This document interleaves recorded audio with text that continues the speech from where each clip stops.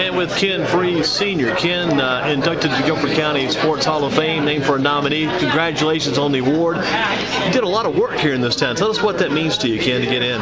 Well, it means a great deal to me. To be honored in your hometown when you're living, it means a whole lot. And good to see you. It doesn't happen that often, but I'm very thrilled. And to be a part of some of these proud sports legends and inductees prior to 2013 class, I'm just honored. Had a lot of success in this town. Talk about some of the work you're able to do here with the Mid-Eastern Athletic Conference, help get that rolling, and just Greensboro was good to you. It's a good city for you. It's been very good. Once I came out of baseball and started volunteering with the youth here, basketball and the different programs, and I was hired with the Parks and Recreation system and learned the ropes under Eugene Levette and Bill Britt. Coached American Legion Baseball, had some good players that I drew from Smith High School, Dudley High, and Ragsdale High. And then I went on with the state, working with Parks and Recreation, and then it's taken over as the MEAC commissioner, eventually moving the office here from Durham. Greensboro has been very good, and I had some good years with the MEAC. And the MEAC was good to you, it was good to Greensboro, good to A&T too. Some of the best years A&T ever had were back in your days when the Mid-Eastern Athletic Conference was located here in this town. It was exactly right, and once I left, they never went back to the NCAA championship. One of the missions I had was to get us solidly qualified in Division I, NCAA Division I. That was something I had to do, and I eventually did it. And the rest is history. Being in Division I was very financially rewarding to be in that division. And you talk about the MEAC was good to you. Baseball is really where you pretty much cut your teeth. That's where your roots go back to baseball. Many, many years playing that sport, and have known your sons over the years, your brother over the years, who's involved heavy in Guilford County sports. But for you, baseball was what made it all happen. Yeah, baseball was very good to me. Starting with the old Greensboro Redbirds, a little country team out there off Old Freeman Mill Road. Did you ever know Fletcher Donnell? Did you ever know? I knew Fletcher. Matter of fact, my mother was related to that Donnell family. Yes, sir. And playing with him some was very good. And then going on to play in the Negro League. Then in 1960, I barnstormed with Satchel Paige, who was trying to get his 5th year back in the majors to get a full pension from Major League Baseball. That was interesting. And then I signed Buck Leonard over the years too, didn't you? Yeah, I played against Buck when he was managing with Kansas City, and that was a very interesting thing. Probably opened a lot of doors for you too to the baseball career. You got to travel, meet a lot of different people, and made some very good contacts. And contacts is what put you in this chair today, I'm sure. That was what the Negro League was all about, traveling, going around. It was like a minor league team on the road.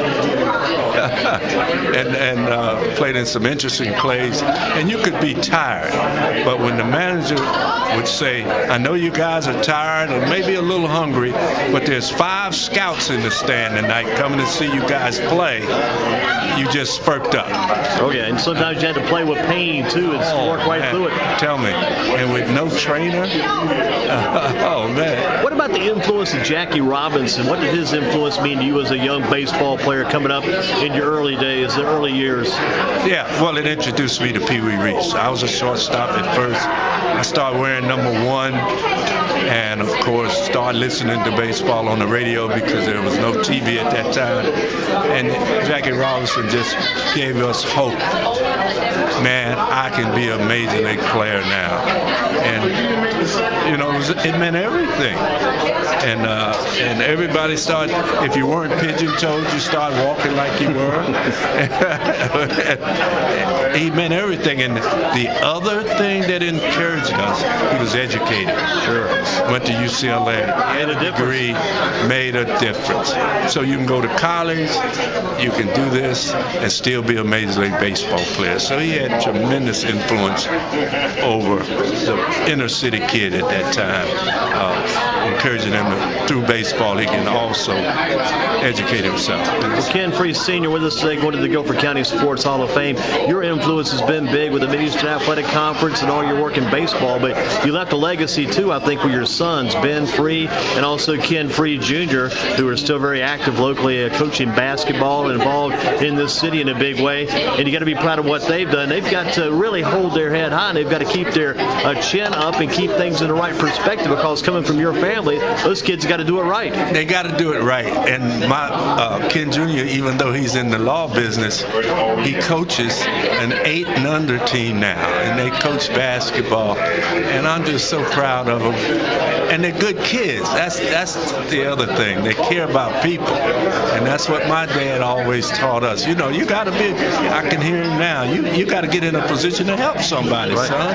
And so we passed that down, and I'm just tickled to death. You look up on that wall at that Guilford County Sports Hall of Fame and see all the people that are listed up there currently. Just kind of look toward that wall here at the Coliseum Hall of Champions, and you think about that. What does it mean to in the future? Your picture will be up there, your photo, and some of your accomplishments that you're able to achieve, things you've done. What does that mean to be amongst those others that are up there listed already? It means tremendous. I see one of my basketball coach, football coach at Dudley, Bill Furcron, John Russell, Cal Irvin, John Russell, who I officiated with, kids that came through the center, Lou Hudson, McAdoo. Those guys were little boys when they came through there.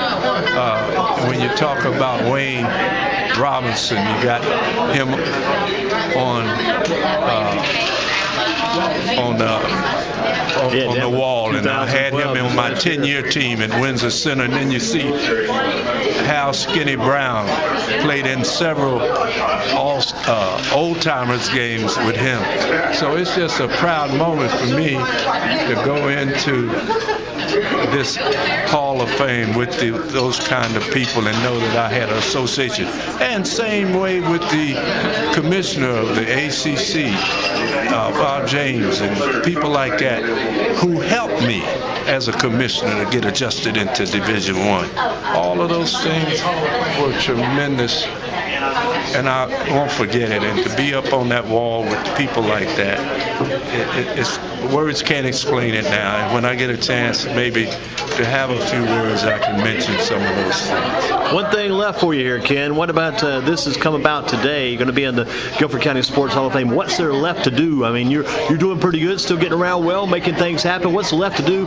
And I know you worked with the youth baseball programs in the summer, the Youth World Series of Black Baseball. Yeah. What's left for you to do now? What is still on the to-do list for Ken Free with the days you have left to get things? You said try to help people. That's what you've always tried to do.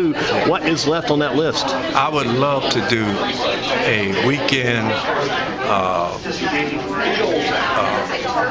Thanksgiving weekend basketball tournament, inviting some teams in and have it sponsored. Would that be on the college level? College level. And some schools that need some finance, and some big schools to come in and help me do that and get sponsorships.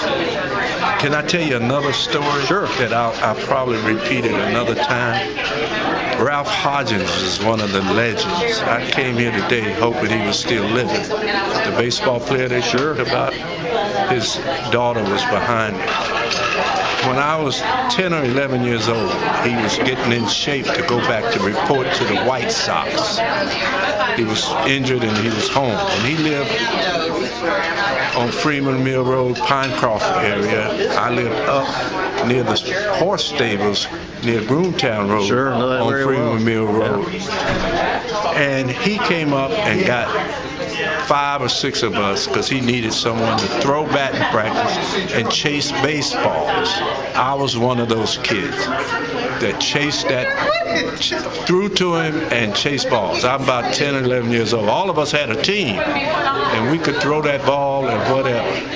And Ralph Hodgins, I will never forget. And then that's what started me off rooting for the White Sox, because it was prior Jackie Robinson. I'm talking about 43, 46, 45, 46. I'm 10, 11 years old. And I hadn't we hadn't moved down south. But whatever year that was, that's the year that Ralph Hodges came to get us to throw him. And he reported back up, and I think he hit over 300 the rest of the year.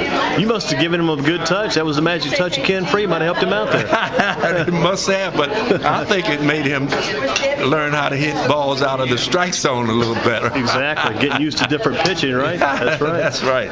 But I wanted to mention that. Sure. Because you've had a lot of contacts, a lot of connections over the years. Yeah. That's a shame. Well, listen, congratulations on getting to the Hall of Fame and some excellent stories today. And look forward to seeing you when you take the Coliseum floor in September. And thank you. It's nice of you to stop by.